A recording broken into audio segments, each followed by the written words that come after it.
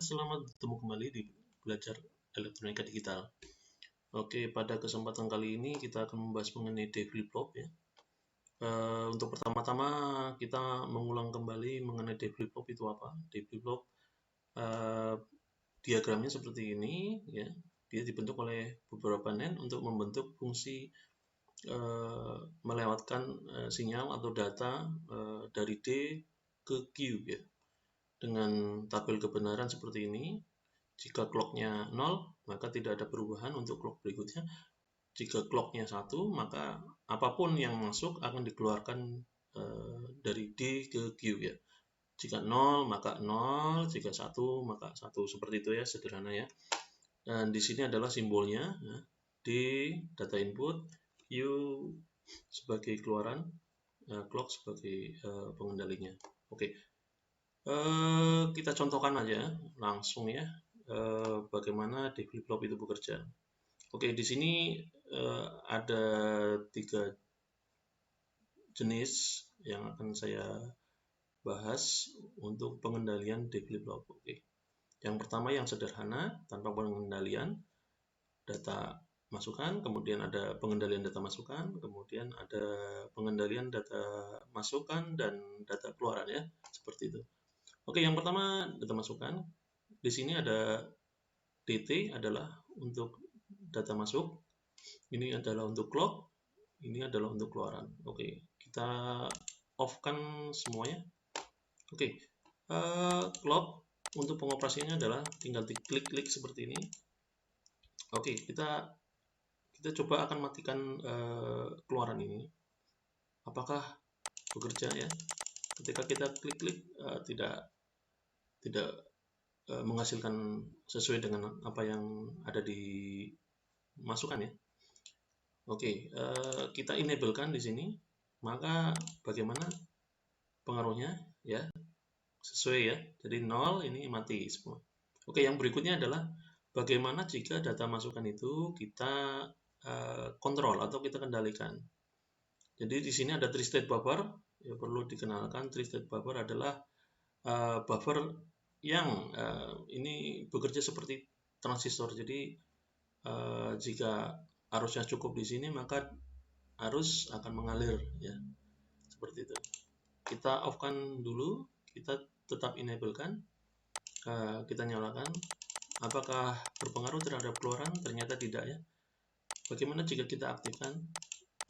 Maka keluaran akan menyesuaikan dengan data input. Oke, yang berikutnya bagaimana jika kita kontrol dua-duanya ya, data masukan maupun data keluaran. Sehingga di sini ada 2 tri-state buffer untuk data yang masukan dan data keluarannya. Oke, kita off-kan dulu supaya kita tahu cara kerjanya. Kita mau menyalakan output, kita jalankan clocknya, tidak ada hasilnya, maka kita jalankan ini, tidak ada hasilnya juga karena di stop oleh ini. Nah, sekarang ketika kita nyalakan, maka dia akan nyala ya. Tinggal mengalir aja harus di sini. Kira-kira paham prinsip ini? Ini adalah prinsip yang mendasari bagaimana sel memori nanti bekerja. Oke. Sekarang kita bentuk sebuah memori ya. 1x4 ya. 1x4 artinya ada 4 data di sini atau yang kita sebut sebagai bit ya. Bit artinya nilainya 2 ya, ada 0 dan 1. Itu yang kita sebut sebagai bit. Kemudian kita kontrol untuk penulisan atau write atau pengisian dari sel memori tadi atau di flip-flop ya, masing-masing bit. Oke, kita matikan dulu ya. Kita ganti dulu, kita datanya kita ganti. Misalkan 1100. Bagaimana kita akan menuliskan 1100 ini terhadap sel memori ini? Kita lihat di sini keluarannya. Jadi kita off-kan dulu ya ini. Kita jalankan. Maka tidak ada pengaruh apa-apa. Jika kita nyalakan ini, clock berikutnya apakah berubah?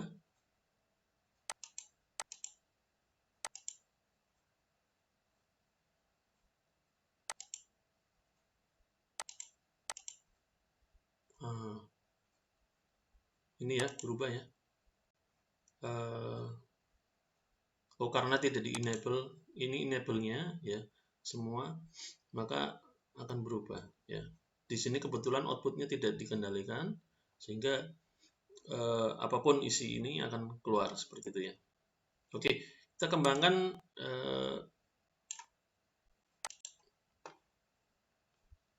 nah, kita kembangkan untuk mengenal konsep ada beberapa lajur ya atau row ya.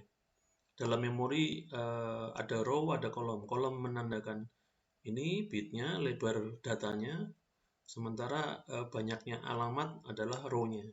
Ini dicontohkan ada dua saja, dua row, kemudian ada 4 kolom atau 2 kali 4 ya, memori yang terdiri dari data flip-flop. Nah, ini ada yang berbeda di sini adalah bagaimana kita mengendalikan keluaran masing-masing bit. Ya. Jika satu seperti tadi, maka bisa langsung seperti ini. Tapi jika banyak output, maka output harus di manage, ya, harus diatur untuk output mana yang sebenarnya yang akan dikeluarkan seperti itu. Di sini susunannya seperti ini, ada OR, ada AND, ya, adalah untuk menandakan dia dari mana ya datanya. Oke, seperti itu. Oke, di sini ada yang kita sebut sebagai address decoder atau alamat untuk masing-masing lajur ya. Kita aktifkan address decodernya, kemudian kita ini untuk memilih ya. Nah, ini lajur pertama atau lajur kedua. Oke, sekarang kita akan mengisi lajur kedua dengan data yang kita punya di sini ya. Oke, ini sudah kita aktifkan lajur kedua, sehingga tinggal mengaktifkan write-nya di sini. Apakah pada clock berikutnya ini belum terisi? Pada clock berikutnya apakah berubah datanya? Nah, berubah ya. Datanya 0110, sehingga akan keluar seperti itu. Kemudian read, ini belum, saya matikan. Kemudian jika kita aktifkan, maka dia akan keluar data yang di sini. Jadi data yang di sini adalah data dari address yang kedua, ya, address yang kedua dengan isian data seperti tadi yang kita isikan. Oke, sekarang kita kembangkan lagi dengan yang lebih besar lagi ya.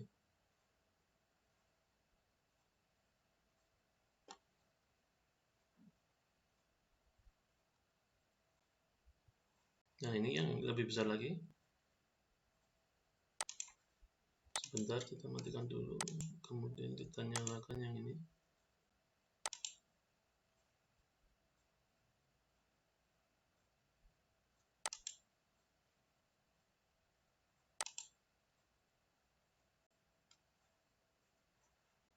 Nah, ini adalah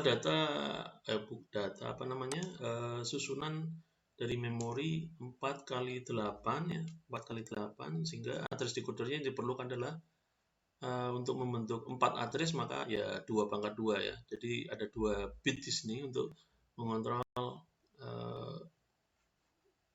alamat atau lajur mana yang akan kita aktifkan. Oke, kita aktifkan dulu.